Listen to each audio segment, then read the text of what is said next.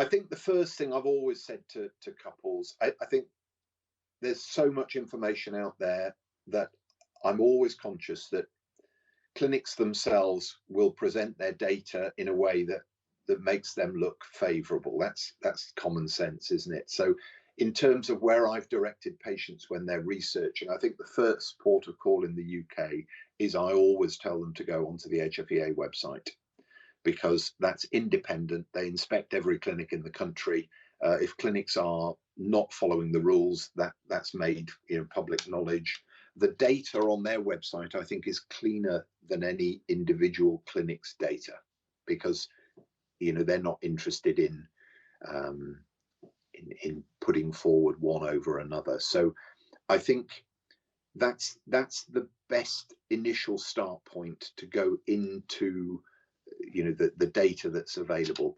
But I think clearly, I would say to people, and I have done over the years, look at the local clinics that are available to you, look on their websites, but be aware that the way they present their data isn't always the same. You can look on 3 different websites and think you're looking at the same cumulative pregnancy rates, etc., etc.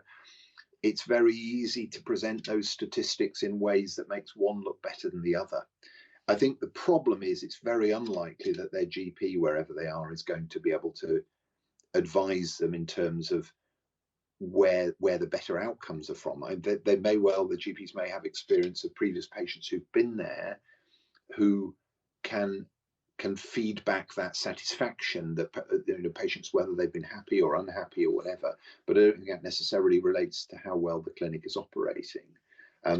So I think it's very, very challenging, and I think for some patients it's nearly impossible for them to make that decision because of the way that the complexity of analysing that data, unless you're used to looking at data, and some people are very savvy these days, and they can quite quickly see through the chaff. But even at government levels, the way the government have presented COVID data, half the time it's utter nonsense. So, it's not restricted to the level of clinics and things like that. National data can be very, very poorly presented, and I think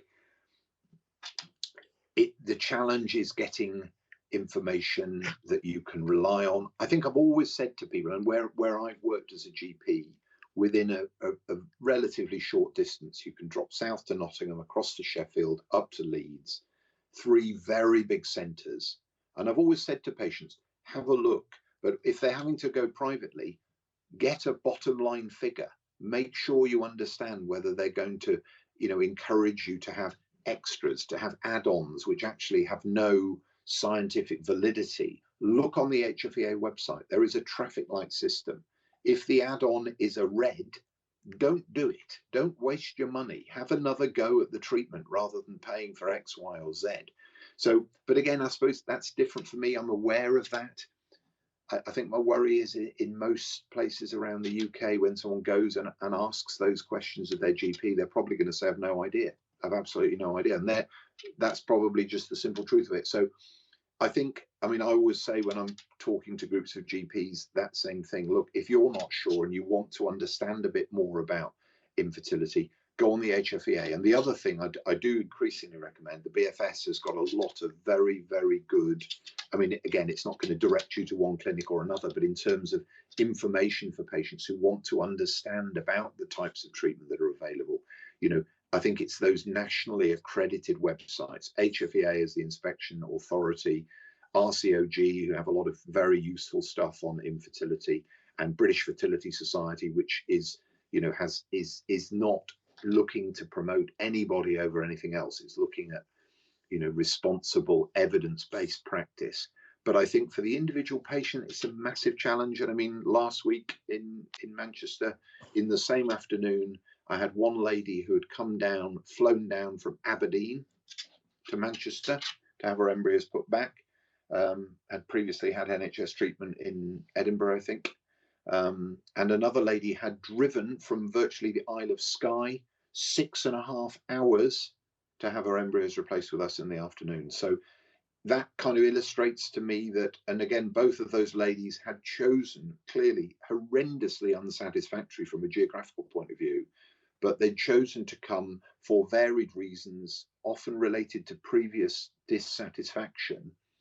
And they'd almost, both of them took the view, I don't mind. The lady who was coming, from all the way from Skye was essentially going to stay, obviously the following night. So you're looking at accommodation costs and huge amount of transport costs. But I think that kind of illustrates that people will travel if they feel they're getting looked after in a way that justifies that. And it surprised me really how many, I've used to being seeing people from all over our sort of Yorkshire and Humber region when I was in Sheffield, but certainly we wouldn't have had ladies coming from,